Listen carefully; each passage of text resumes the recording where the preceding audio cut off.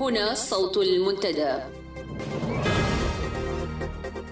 صوت المنتدى بث إذاعي يأتيكم يومي الأربعاء والسبت من كل أسبوع، وفي الأوقات من 8 إلى 9 مساء أيام الأربعاء، ومن 9 إلى 10 مساء أيام السبت بتوقيت إريتريا.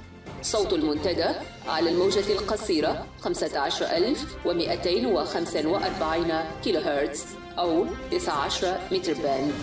صوت المنتدى على مدى 24 ساعة في القمر الصناعي النايلسات ب8 درجات غربا، وعلى تردد 11678 للاستقطاب الرأسي.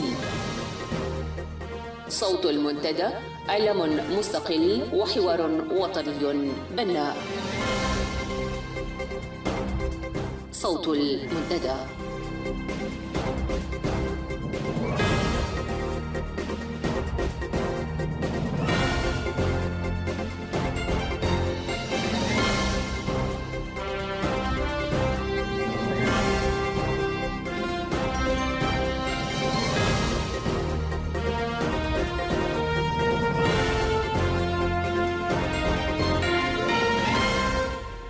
المستمعون الكرام، مساء الخير وأهلا بكم في ساعة السبت 19 من مارس من عام 2016.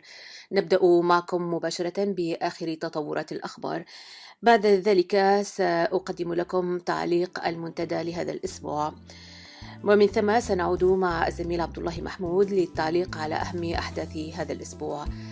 أتمنى أن تبقوا معنا وأهلا بكم.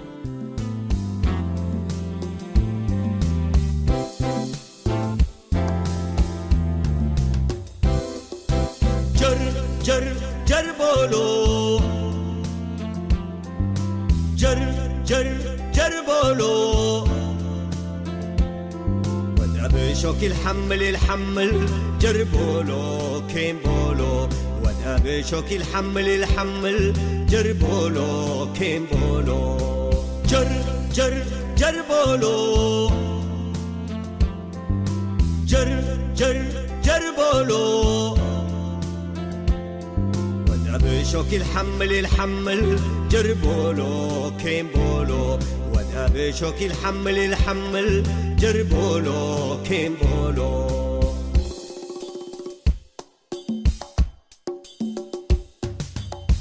شبابنا تبكسوا كأرونا بوداي شبابنا تبكسوا كأرونا بوداي هقيا حمقتي يهو وتقبلوا سكاي سلاح زور وقلم تاريخ كتب بأدماي حتى نيده هقيانا قيدني دو السناي حتى نيده هقيانا قيدني دو السناي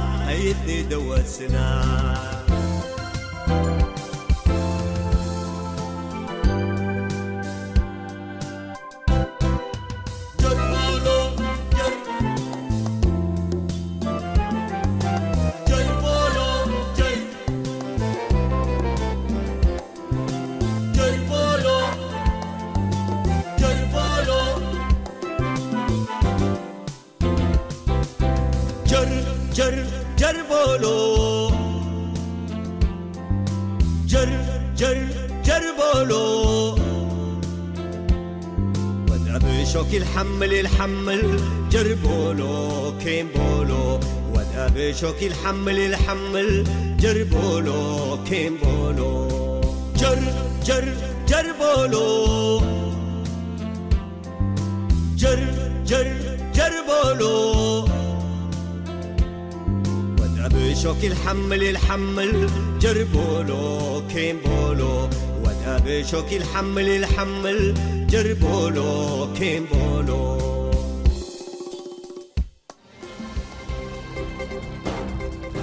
صوت المنتدى.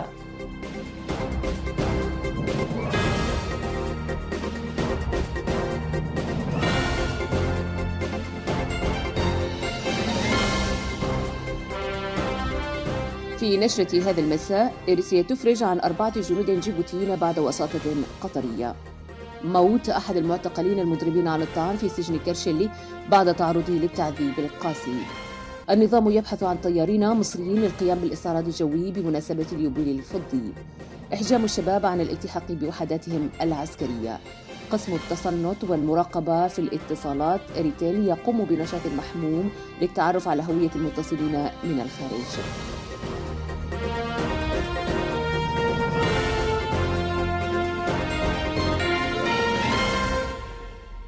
تفاصيل النشرة: أفرجت السلطات في أسمرة عن 4 أسرى من جيبوتي كانوا معتقلين في السجون الإريترية منذ 8 سنوات، وقد تمت عملية الإفراج بعد جهود للوساطة القطرية.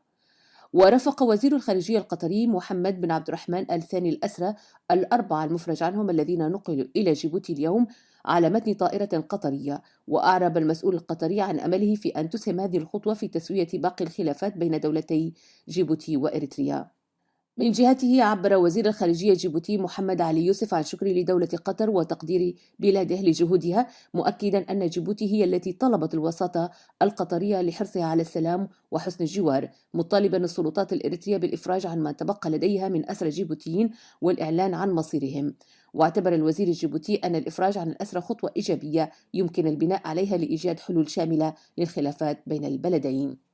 وأعرب الأسرى 4 عن سرورهم وشكرهم لدولة قطر وسعادتهم بالعودة إلى بلادهم بعد 8 سنوات قضوها في سجون إريتريا. يذكر أن قطر تنشر المئات من قواتها على الحدود بين إريتريا وجيبوتي وتقوم بوساطة لحل الخلافات الحدودية المستمرة بين البلدين منذ عامي 2008. وعلى الصعيد نفسه، أعلنت وسائل الإعلام الرسمية في إريتريا على غير عادتها عن قيام رئيس النظام برحلة العمل إلى العاصمة القطرية الدوحة التي بدأت يوم الثلاثاء 15 من مارس الجاري.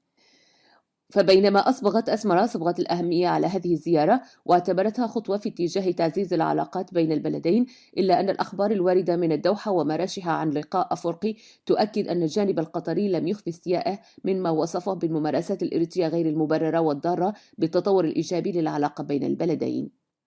فقد ذهب أمير دولة قطر الشيخ تميم بن حمد آل ثاني إلى لفت انتباه الرئيس الإريتري إلى أن الدور القطري الداعم لإريتريا كان سباقا لأي سند وجدته إريتريا مؤخرا، وأشار إلى أن التطورات في الوضع في المنطقة العربية يجعل استمرار البعثة القطرية المرابطة على الحدود الإريترية الجيبوتية أمرا صعبا وعالي الكلفة.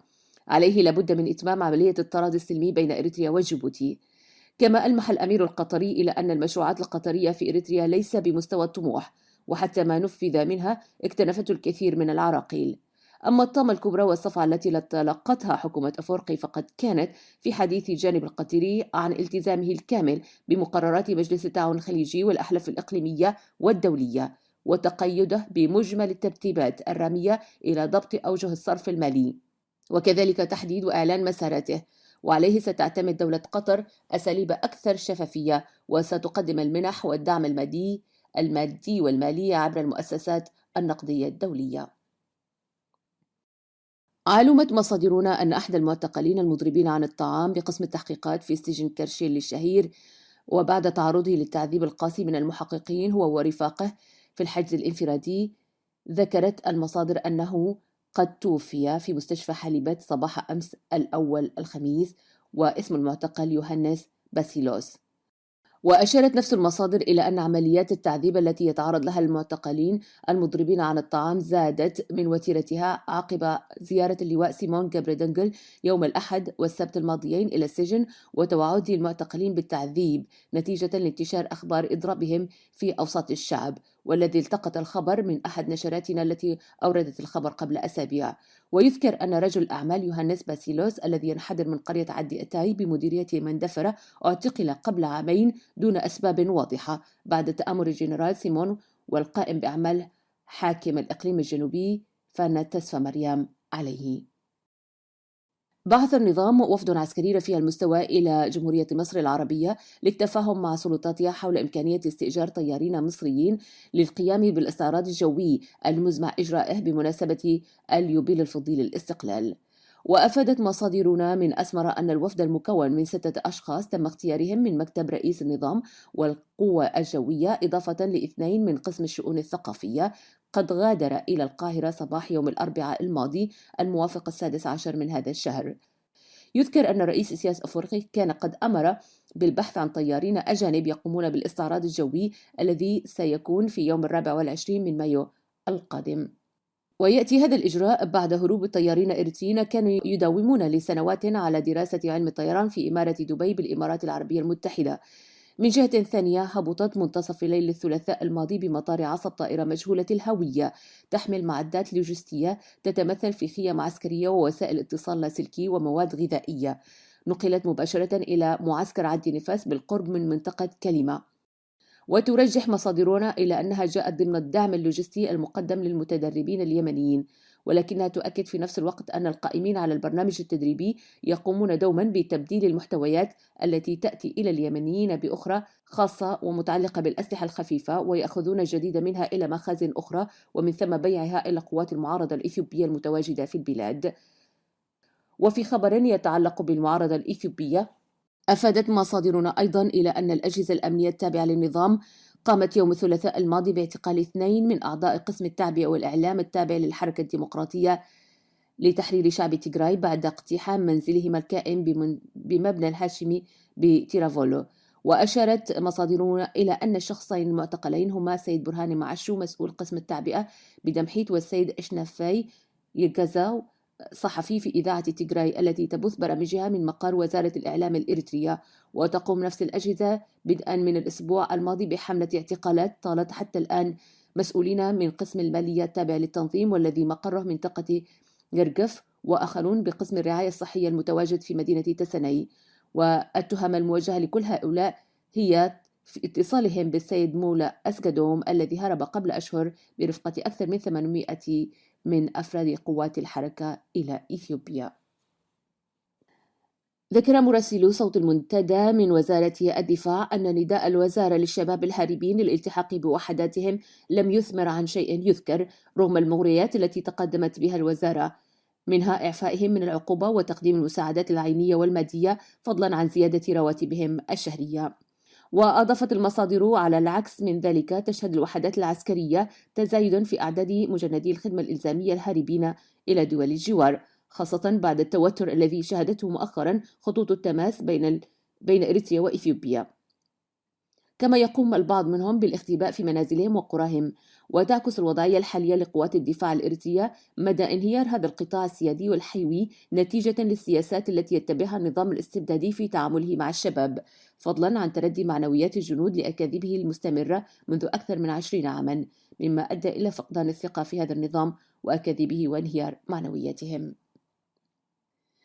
وأخيرا، ينشط قسم التصنت والمراقبة بقسم الاتصالات الإريترية إريتيل هذه الأيام بتتبع المكالمات الخارجية والأرقام الواردة من الخارج والاتصال بها مرة أخرى بأرقام مختلفة أو بنفس الأرقام التي تم الاتصال بها، وذلك لمعرفة هوية المتصلين، ومن ثم اتخاذ الإجراءات القمعية ضد أصحاب الأرقام داخل الوطن. وتؤكد مصادر الإذاعة من العاصمة أسمرة أن العملية بدأت بتاريخ 13 من هذا الشهر وتستهدف العينة التي تقوم بالاتصال أكثر من مرة بداخل الوطن. وتقوم الهيئة بالاتصال في الفترات الليلية بأرقام تابعة لعملائها في داخل الوطن دون معرفتهم. كما تشير أيضا الأنباء إلى أن الهيئة تقوم بغرض التمويه بالاتصال بالعينة المتهمة بأرقام سودانية وبالتالي الحصول على البيانات الشخصية المطلوبة. ويذكر أن النظام يقوم منذ بدء العام الجديد بنشاطات محمومة تستهدف قطع التواصل بين الداخل والخارج أو التأثير عليها في أسوأ الحالات، خاصة عقب تنامي التنسيق بين الحراك المقاوم في الداخل والحراك المقاوم في الخارج. نهاية النشرة. لا باقى عديب والدولة ساقم لسنة ولا آكي، لا باقى عديب والدولة ساقم لسنة ولا آكي، وانت اقلقت آكاي لا تمكره تتهاقي، قبيو حسركه لا محزق الليدي تطعم هقاقيد حدك فتنيتي دي حدك فتنيتي دي تطعم هقاقيد حدك فتنيتي دي حدك فتنيتي دي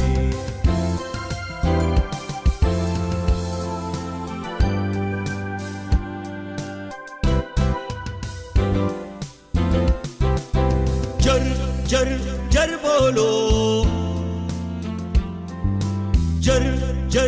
جر بولو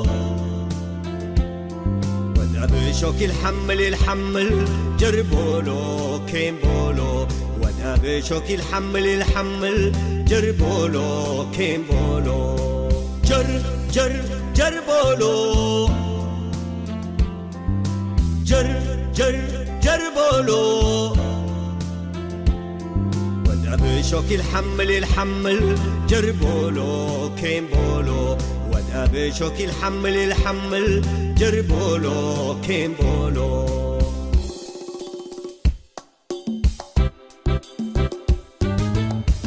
اللي فاشل سياسي زرقة بأطوارو اللي فاشل سياسي زرقة بأطوارو هوت ملو حزتو هيب منو مقارو شعب قرار كل يوم حزت صبح ودرارو جربوا له كم كلب نادت لك بدا فاترو نادت لك بدا فاترو جربوا له كم كلب نادت لك بدا فاترو نادت لك بدا فاترو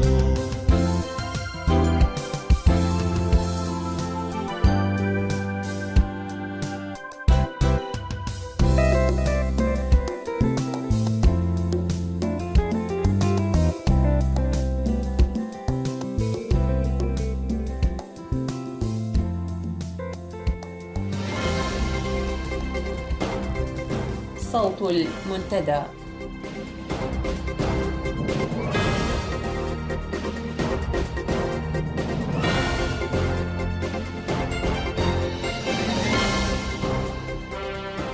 النظام الإريتري ودبلوماسية مقايضة أوروبا للتحكم في تجارة البشر.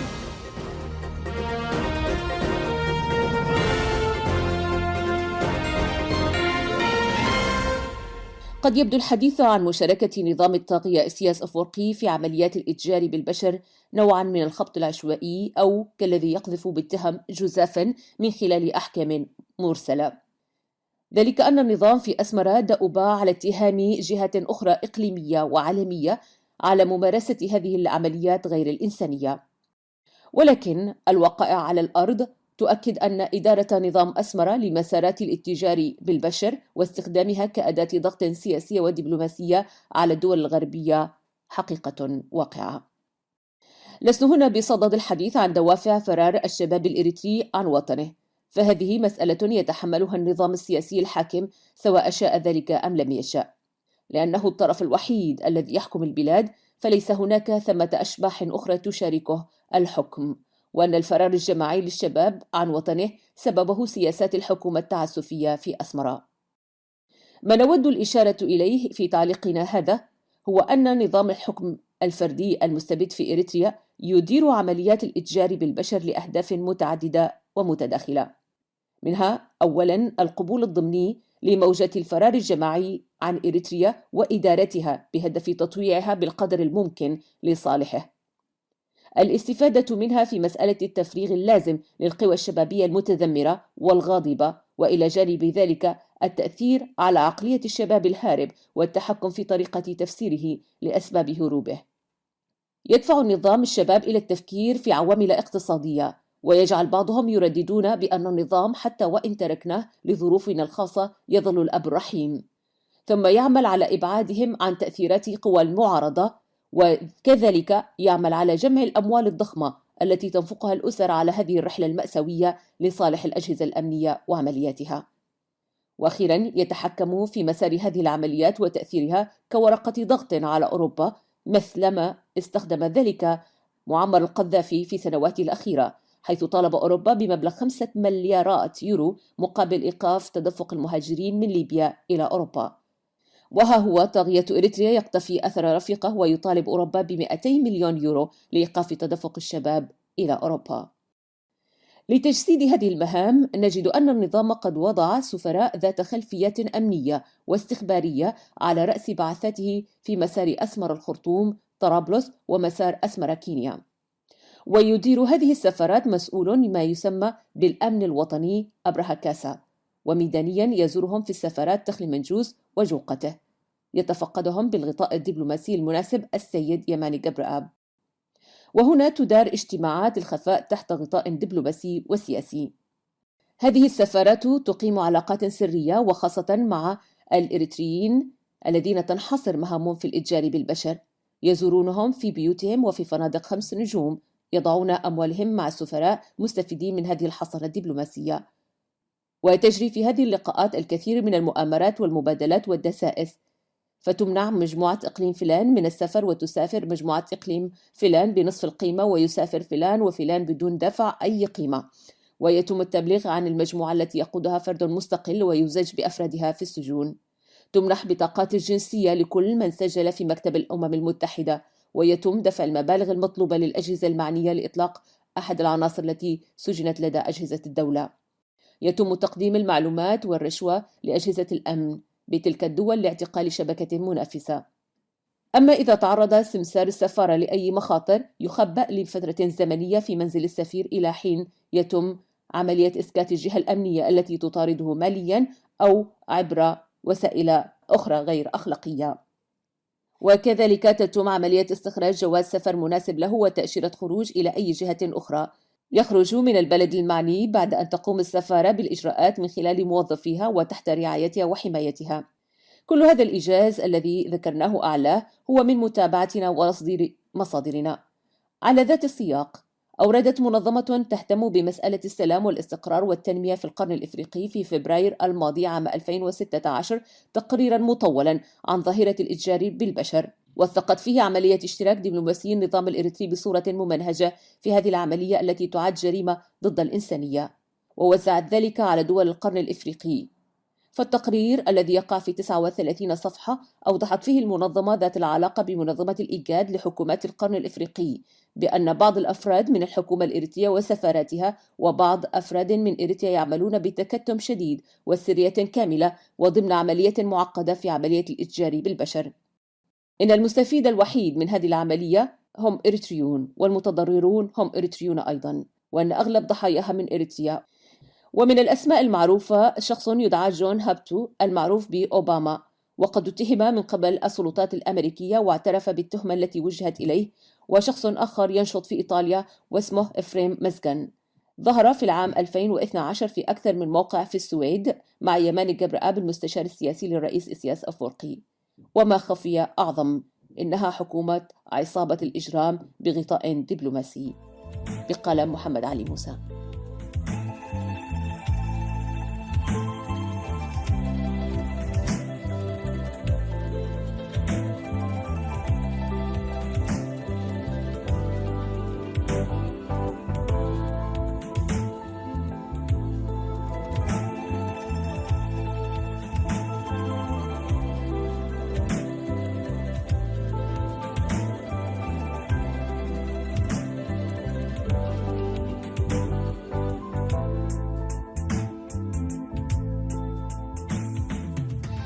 أهلا بكم مجددا أعزائي المستمعين، وما زلنا معا في ساعة منتدى السبت.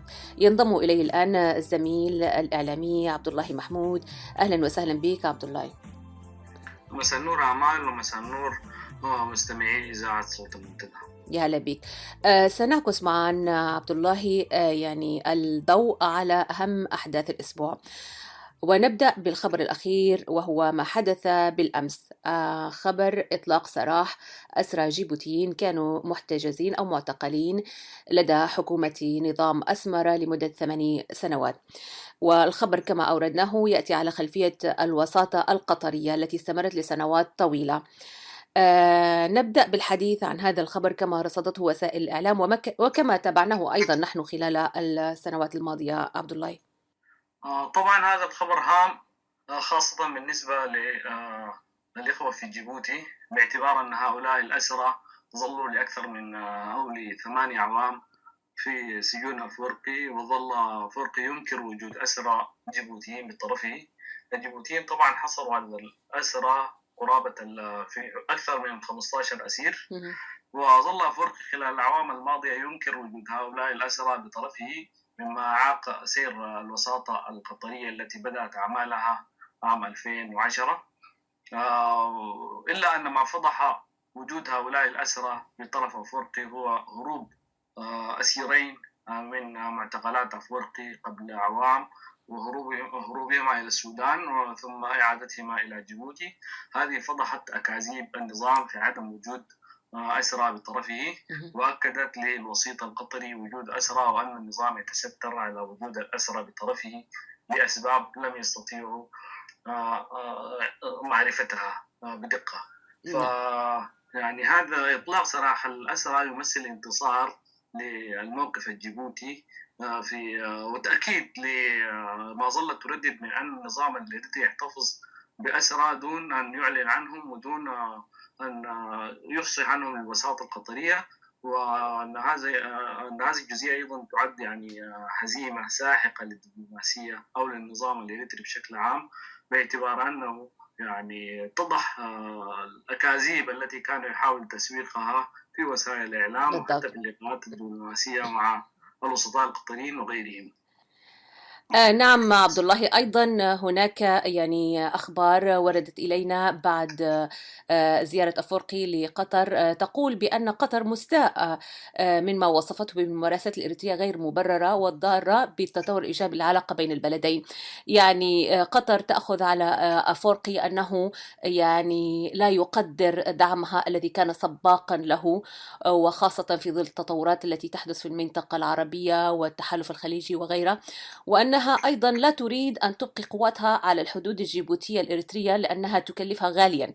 يعني هناك قراءة أخرى للمشهد على ما يبدو، كيف تم هذا الاتفاق ولماذا تم إطلاق سراح هؤلاء الأسرى الآن رغم أن الوساطة كانت منذ سنوات طويلة. عبد الله، لمحاولة فهم طبيعة الإشكالية خاصة ما يتعلق بالوساطة القطرية بين إريتريا وجيبوتي التي بدأت أعمالها في يونيو عام 2010. وطبعا الوساطة القطرية يعني كانت تعتمد بشكل أساسي على علاقتها مع إريتريا وطبيعة دعمها، وكانت تتوقع أن يكون صوتها وصوتها مسموعا لدى إريتريا أو لتنفيذ بنود الوساطة وبنود المبادرة التي تتكون من 7 بنود. نعم. وكانت تنص بشكل أساسي على ترسيم الحدود عن طريق لجنة تحكيم دولية، واللجنة يكون فيها ممثل لقطر وممثلين للدولتين. نعم. ويختاروا اللجنة المحددة بالإضافة إلى قضية الأسرى والمفقودين وتطبيع العلاقات بين البلدين وسحب القوات العسكرية لكل الطرفين. أصلا جيبوتي التزمت من البداية بسحب قواتها من مناطق النزاع، إلا أن إريتريا ظلت يعني ظلت تصمت عن هذا الأمر. نعم. وظلت غير مهتمة بهذا الأمر بشكل أساسي. نعم.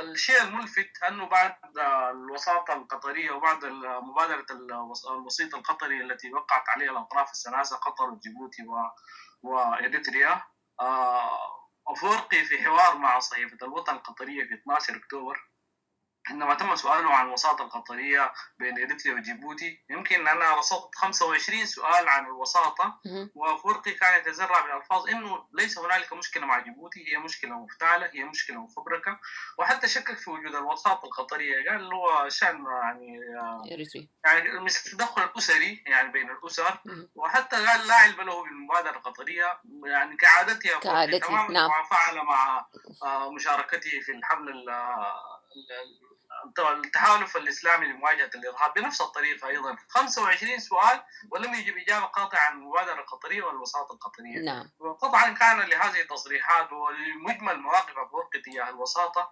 انعكاس كبير على علاقته مع قطر خلال السنوات الماضية. يعني الوساطة القطرية منذ أن بدأت عام 2010 وحتى الآن 6 أعوام لم تتقدم خطوة إلى الأمام، وهذا دلالة على أن نظام أفورقي ظل يتمنع، وأن علاقاته مع قطر بالضرورة لن تكون على ما يرام، خاصة أن قطر كانت تعول على هذه الوساطة لإثبات جدارتها لحل مشكلات الإقليم، وأن هذه نعم. الوساطة رحب بها الاتحاد الإفريقي ومجلس التعاون الخليجي، وخاصة أن هذه القضية فيها قرارين من أمميين من مجلس الأمن، قرار 18/82 وقرار 19/07 الذي نص بعقوبات ضد إريتريا. فقطر كانت تعول على دورها، يعني على دورها وعلاقتها مع إريتريا لحل هذه الأزمة، ويعني بالتأكيد. إثبات نعم. جدارتها بحل مشكلات نعم. القادسين المختلفة. نعم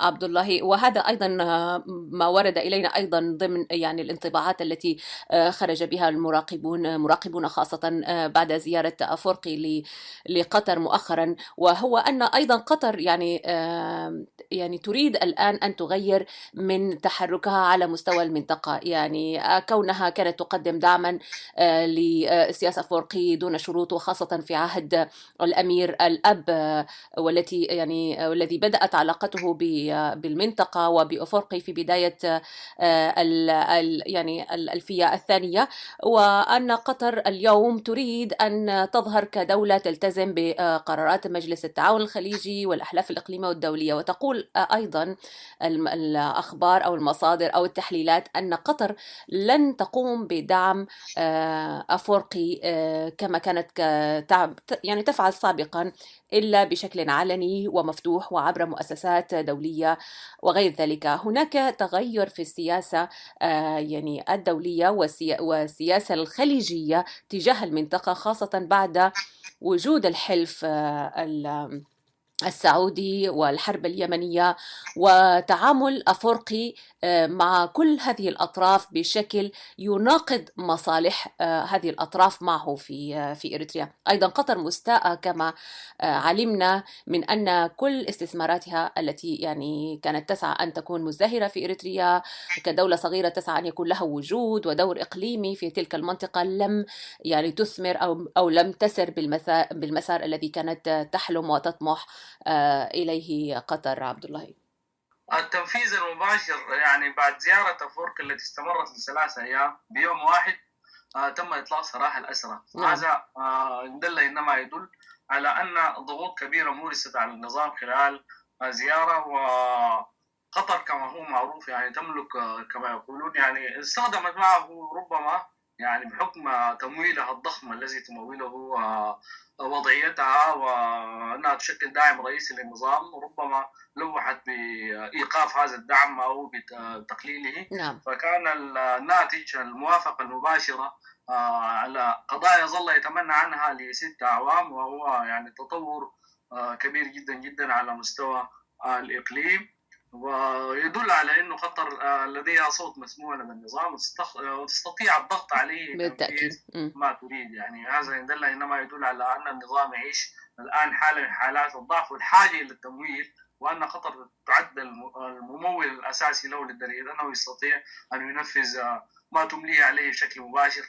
ويعني هذه النقطة يعني شكلت دلالة قاطعة على بالتأكيد أن كل القضايا يمكن أن تعالج عن طريق الداعم القطري. لو استطاع الأطراف استطاعت إقناع الداعم القطري بقضايا محددة، واتضح تأثيره على النظام وتأثير تمويله على النظام، وأن النظام الذي يتحدث عن استقلالية القرار وأنه لا أحد يستطيع أن يملي عليه، اتضح أنه مجرد تلويح بإيقاف الدعم أو غيره من القضايا يمكن أن يعالج قضية ظلت يعني ل8 أعوام محل إنكار لدى النظام. بالتأكيد.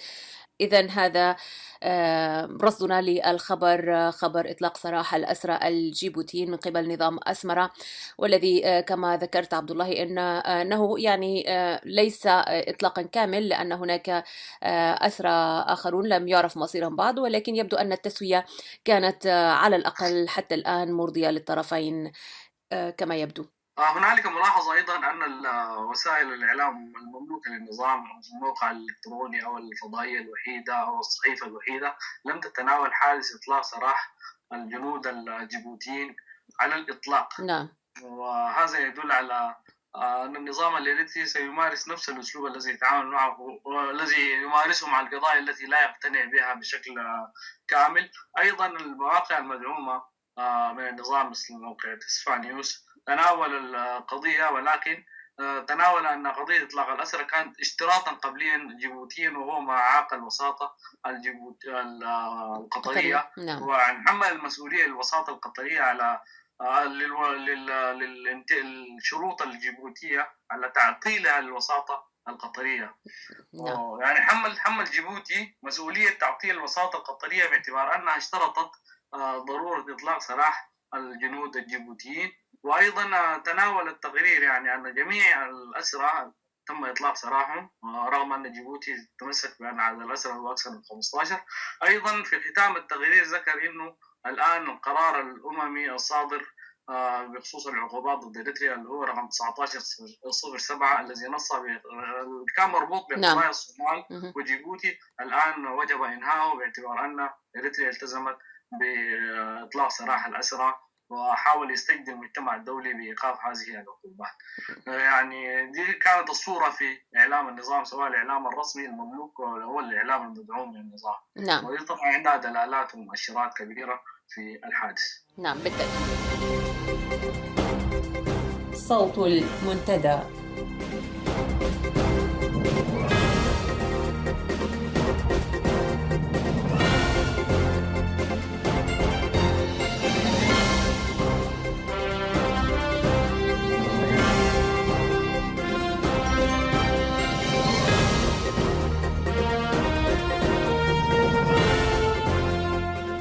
أيضا ضمن الأحداث التي شهدناها في الأسبوع الماضي هو انعقاد الدورة 31 لمجلس حقوق الإنسان في جنيف، والتي شهدت يعني مشاركة أو إدلاء السيدة شيلا كيثاروس المقرر الخاص المعني بحالة حقوق الإنسان بشهادتها الشفهية أمام الدورة. أيضا شارك فيها السفير أو مبعوث الحكومة الإريترية السيد ود جرحته كالعادة.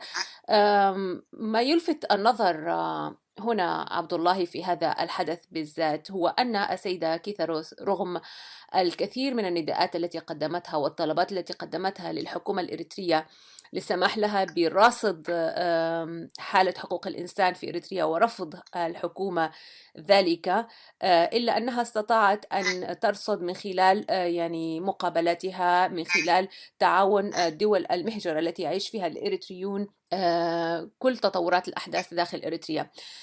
استدلت على الكثير من الأدلة وبدأتها بكلام حيوي جدا عن كيف تنتهك خصوصية المواطن الإريتري، وعكست على ذلك من خلال يعني قرار الحكومة الأخير بتبديل العملة، والذي يعتبر يعني انتهاك يعني غير معلن لخصوصية الإنسان في ممارسة حياته العادية، حيث أن تجبر المواطنين على يعني مبالغ معينة، على الكشف عن احتياجاتهم، عن استهلاكهم والتحكم في ذلك. يعني كان شيء يعني صنف ضمن يعني حل انتهاكات إنسانية. كذلك تحدثت أيضا، وسنتحدث عنه بالتفصيل، عن حال القُصّر الذين يعبرون الحدود إلى أوروبا دون مرافق. عبد الله. نعم، الإشارة التي أدلت بها شيلا كيثاروس في الإفادة الشفهية عن النقفة ومدى تأثيرها على حقوق الإنسان أو تبديل العملة في إريتريا والقرارات المصاحبة لها ومدى تأثيرها على حقوق الإنسان كان إشارة يعني مهمة جدا جدا، خاصة وأن تبديل العملة يعني أصاب المواطنين بالضيق والعنت، والقرارات المصاحبة له والبنوك لا تسمح بسحب أكثر من 5000 نقفة للمواطن خلال الشهر، وأن المواطن إذا أراد يعني إقامة أي يعني عرس أو أي شيء مناسبة اجتماعية، نعم، يعني أي مناسبة اجتماعية يجب أن يحضر تفاصيل هذه المناسبة وتفاصيل الصرف ويقدمها للبنك المركزي، ويجب أن يحضر شهادة أيضا من الجهات الشعبية تدعم يعني أنه فعلا يريد أن يقيم مناسبة اجتماعية، وهذا طبعا لا يحدث في أي مكان في العالم نعم، حتى إريتريا. إريتريا هي بالضبط. استثناء طبعا من كل دول المحيطة ودول العالم. لا توجد دولة يعني تمارس هذا التضييق وهذا الانتهاك ضد المواطنين، حتى في صرف أموالهم أو صرفها. تريد أن تحدد للمواطنين أو صرفهم أيضا. فهذا نعم، يعد يعني واحد من الانتهاكات الكبيرة عانى منها المواطنين خلال الشهور الفائتة، وتستمر المعاناة باستمرار وجود هذا النظام وسياساته الحمقاء. يعني هذه السياسات لا توصف بأقل من حمقاء ورعناء. نعم، يعني كيف يمكن أن تقنن للإنسان أو صرفه، وكم يصرف خلال الشهر، وكم يصرف في المناسبات، وتحديد أوجه الصرف، وانتهاك الخصوصية، ماذا يصرف وماذا نعم، يدفع يعني مسألة مستغربة جدا جدا. لا بالتأكيد. أحد يعني يمكن أن يصدق هذا الكلام إذا حكي له شفاهة، ولكن وروده في تقرير أممي يمكن يعزز مصداقية الإريتريين الذين يرون هذا الحديث. نعم، بالتأكيد. هناك أيضا كان حديث عن يعني ادعاءات النظام بأنه سيحدد الفترة الزمنية للخدمة الوطنية ب18 شهرا، ولم يحدث ذلك. وأكدت عليه السيدة كيثا روس من خلال يعني استدلالها بأن الدفعة 28 هي آخر دفعة لم تسرح بعد. كذلك يعني الإعلان عن أن هناك مرتبات ستصرف ل يعني أو رواتب لطلاب الخدمة العسكرية. لا شيء عن هذا الموضوع حتى الآن. أيضا يعني رفعت يعني نوع من أو أيضا أعربت عن نوع من القلق الكبير عن أحوال أو وضع السفير الإريتري إلى نيجيريا سيد محمد علي عمرو، وعن أسباب وظروف اعتقاله ووضعه الصحي، وأنها يعني اتصلت بالحكومة الإريترية لتعرف عنه، ولكن لم تعرف أي شيء. أيضا يعني كل هذا الرصد والحديث عن الأطفال اللاجئين والذين يقدر عددهم بالآلاف، والذين يتعرضون لمخاطر كثيرة أثناء فترة اللجوء كونهم يعني ليس لديهم مرافق يرعاهم وما إلى ذلك. كل هذا يعني في هذه الدورة وجه بالكثير من الاستنكار عبد الله من قبل المتحدثين والمتداخلين في الجلسة. ممثل الاتحاد الأوروبي أيضا تحدث بقلق. ممثل الولايات المتحدة الأمريكية تحدث أيضا بقلق، وعدة دول أبدت قلقها وأبدت دعمها في نفس الوقت للمقرر الخاص شيلا كيثا روس ودعمها لجهود المفوضية، وعلى أهمية أن يستمر هذا العمل لرصد حالة حقوق الإنسان، وأيضا دعوة حكومة إريتريا للاستجابة لطلب المفوضية، ويعني تطبيق آليات رصد هذه الانتهاكات يعني أو السماح لهم بالتحقق منها. نعم، أعمال التقرير هو الإفادة الشفهية التي أدلت بها مقرر حقوق الإنسان في إريتريا، مقرر حالة حقوق الإنسان في إريتريا شيلا كيثا روس، يعني تناول يعني نقاط مهمة جدا جدا. أولى هذه النقاط كما تفضلت وهي قضية الخدمة الوطنية، والحديث عن أنه تم تقنينها وتم تحديدها ب 18 شهر إلا أن الواضح أن الخدمة الوطنية ما زالت هي غير محددة بسقف زمني عمليا. الاتحاد الأوروبي طبعا يحاول أن يضغط على النظام لتقنين الخدمة الوطنية، باعتبار أن جميع المهاجرين جميع اللاجئين الذين يقدمون طلبات اللجوء في الدول الأوروبية، نعم. النقطة الأساسية أنهم هي الخدمة الوطنية غير محددة بسقف زمني، وهو انتهاك كبير لحقوق الإنسان. الاتحاد الأوروبي يحاول أن يضغط على النظام عبر تقديم المساعدات والدعم لتقنين الخدمة الوطنية أو تحديدها ب 18 شهر، إلا أن النظام كعادته ظل يرفض هذا التقنين، وظلت الخدمة الوطنية بلا يعني سقف زمني.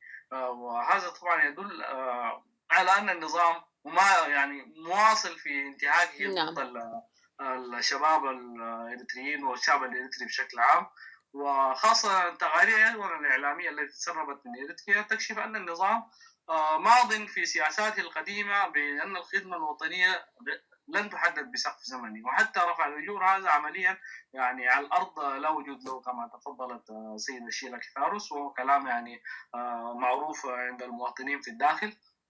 الجزئية الأساسية أو المحور صلب الإفادة الشفهية كانت الأطفال القُصَر غير المصابين بأسرهم، وهي يعني يمكن الإطلاق عليها يمكن تسميتها بالكارثة الإنسانية. بالتأكيد. يعني حسب رصد الUNHCR خلال العامين الماضيين عدد الأطفال الذين يعني تجاوزوا البحر الأبيض المتوسط كانوا قرابة 6000. يعني جملة ربع اللاجئين الذين كانوا من الأطفال القُصَر غير المصحوبين بذويهم، وأيضا الأطفال الذين يعني يتجاوزون الحدود إلى السودان أو إثيوبيا، أيضا فيهم عدد كبير من الأطفال القُصَر غير المصحوبين بذويهم. وطبعا هذا مؤشر خطير جدا جدا على تردي الأوضاع في إريتريا.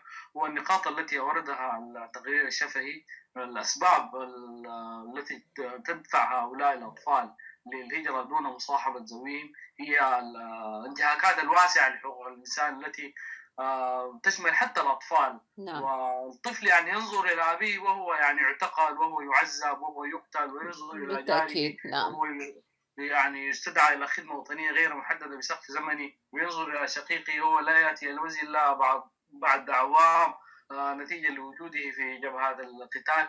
فهذا طبعا يشكل في مخيلة الطفل يعني صورة قاتمة جدا جدا تدفعه للهروب إلى دول الجوار.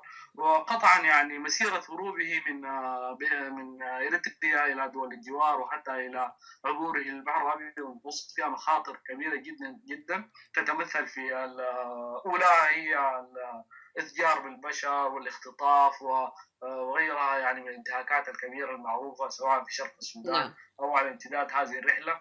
أيضا يعني التعرض للاستغلال الجنسي وغيره من التفاصيل يعني القاتمة جدا جدا في مسيرة اللجوء. بالتأكيد. صورة قاتمة نعم. يعني للغاية. نعم. كيف يمكن أن يصدق المرأة أن أكثر من 6000 من الأطفال غير مصحوبين بذويهم يغادرون بلادهم ويتعرضون لكل هذه الكوارث؟ يعني الأمر يحتاج إلى معالجة. بالتأكيد. نعم.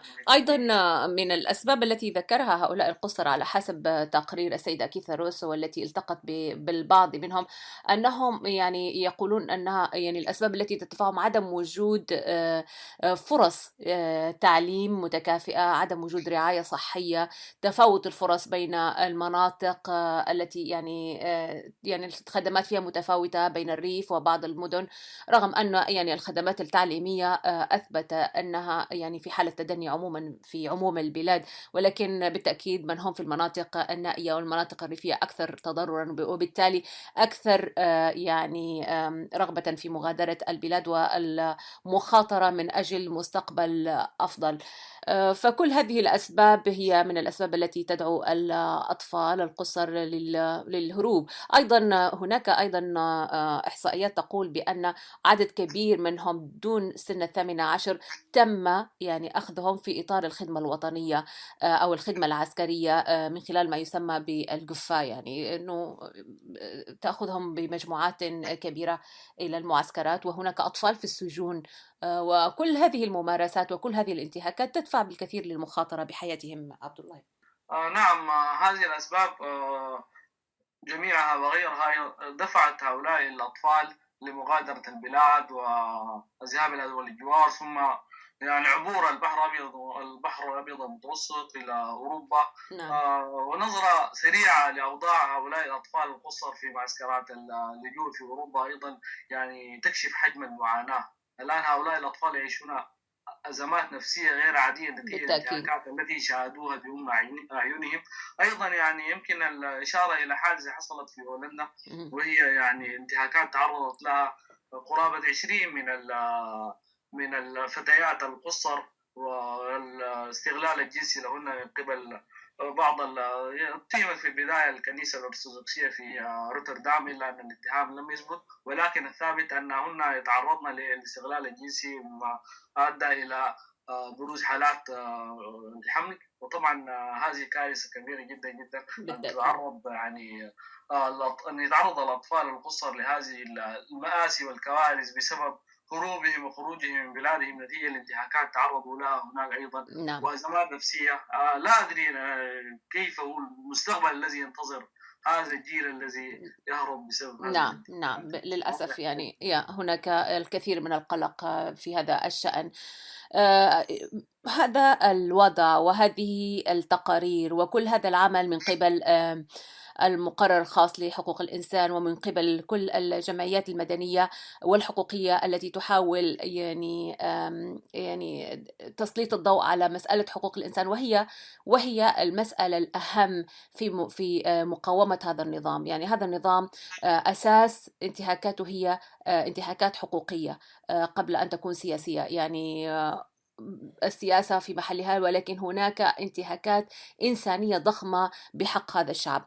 بالمقابل نرى يعني رغم هذه الجهود أن هناك نوع من الغياب الواضح في هذه الفترة مؤخرا، خاصة للمعارضة الإريترية أو الناشطين الإريتريين في ظل العمل المعارض في هذه قناة الحقوق، قناة الانتهاكات، قناة ما يحدث للإريتريين سواء داخل إريتريا أو في معسكرات اللجوء أو حتى في أوروبا ما يتعرض له يعني من يأتي إلى أوروبا كما ذكرت هذه الحادثة المؤسفة عبد الله. للأسف هناك أيضا نداء للمعارضة الإريترية بتصعيد العمل المعارض في مجال حقوق الإنسان. نعم، المطلوب من المعارضة الإريترية سواء على شكل مظلات تحالفية أو تنظيمات أو حتى على مستوى أفراد وتيارات، المطلوب منها التركيز على قضية حقوق الإنسان في إريتريا، ووضعها في مقدمة الأولويات، وعن طريق الرصد للانتهاكات التي تحدث للمواطنين، وعن طريق مقابلة الإريتريين في معسكرات اللجوء في دول الجوار أو حتى الذين عبروا إلى أوروبا. المطلوب من كل فصيل معارض أو كل مجموعة معارضة أو كل منظمة أن تشكل يعني جسما لحقوق الإنسان يعنى بجمع الشهادات ورصد الشهادات وتصنيفها وتحليلها والتواصل مع الداخل أيضا الرصد اليومي للانتهاكات التي تحدث ضد المواطنين من اعتقال واغتيال واختفاء غسري وغيره من صنوف المعاناة التي يعانيها الشعب الإريتري. آن الأوان لأن نضع قضية حقوق الإنسان في بداية سلم الأولويات عندنا، ثم تأتي بعدها القضايا الأخرى، لأن حقوق الإنسان هي أساس الحياة. الإنسان في إريتريا يعني لا يتوفر له حق الحياة وحق الحرية وحق التعليم وحق وحرية الاعتقاد. كل هذه الحريات والحقوق انتهكت في إريتريا، فيجب أن يكون هنالك جهد مقابل من قبل المعارضة وتياراتها المختلفة وتجمعاتها المختلفة لرصد هذه الظاهرة ولفضحها أمام الرأي العام العالمي. نعم بالتأكيد، يعني أثني على كلامك هذا، وخاصة في مناطق اللجوء. يعني اليوم هناك آلاف من الأطفال القُصَّر الموجودين في معسكرات اللجوء في إثيوبيا وفي السودان. السودان هناك عدد كبير جدا من يعني الشباب الإريتري الذي يصل دائما هاربا من إريتريا ومن بطش النظام، ويعاني الأمرين في المعسكرات. أيضا لابد من رصد هذه الانتهاكات، لابد من رصد أحوال، لابد من توثيق وتسجيل معاناتهم. يعني نناشد العمل المعارض بكافة أشكاله، سياسية كانت أم مدنية أم حتى كأفراد، أن يساهموا في العمل أكثر على الإضاءة على مسائل حقوق الإنسان والانتهاكات التي يعاني منها اللاجئون الإريتريون في كل مكان. عبد الله.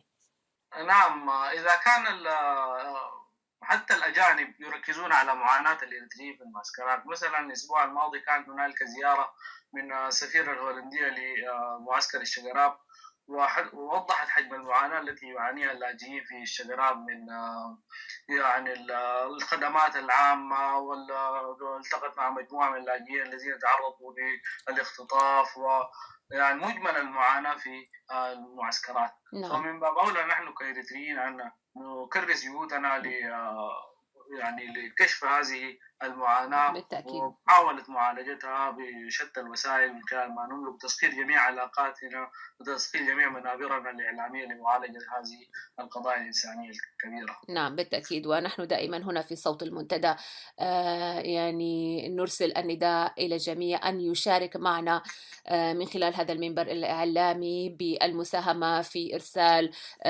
المعلومات، في إرسال يعني القصص التي يعني تعكس معاناة هؤلاء الأشخاص. دائما ننادي ونناشد بذلك، ونتمنى أن يعني يعمل الكل على يعني دعم هذا المجال الحيوي والمهم الذي هو أساس مقاومتنا للنظام الطاغية في أسمرة. عبد الله. نعم، هذا هو المأمول، ونتمنى أن تتضافر الجهود في هذه القضية الحيوية، وتحياتي ومساء الخير للجميع ومستمعي صوت المنتدى.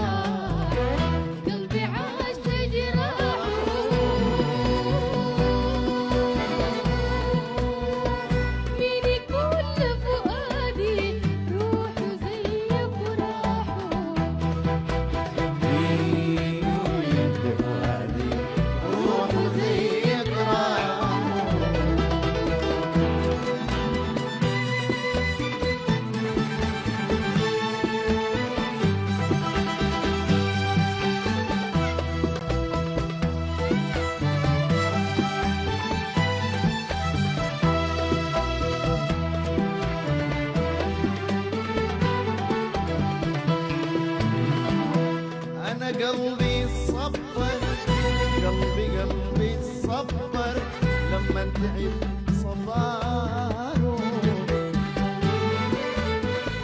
نظرة باك يا حزينة، باك يا حزينة، كم وداها وداره.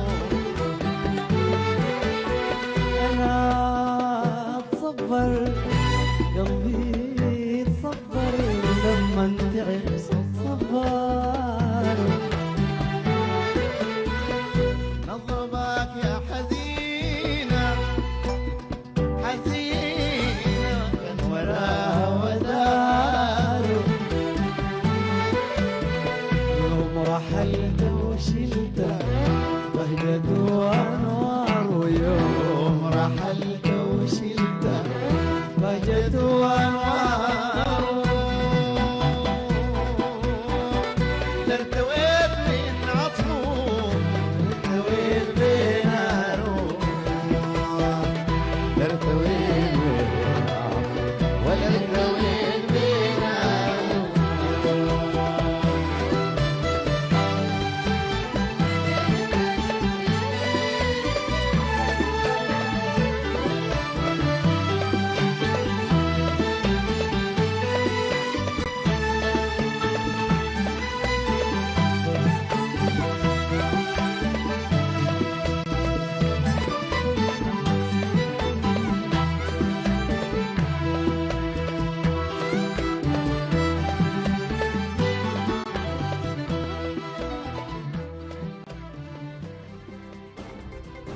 صوت المنتدى.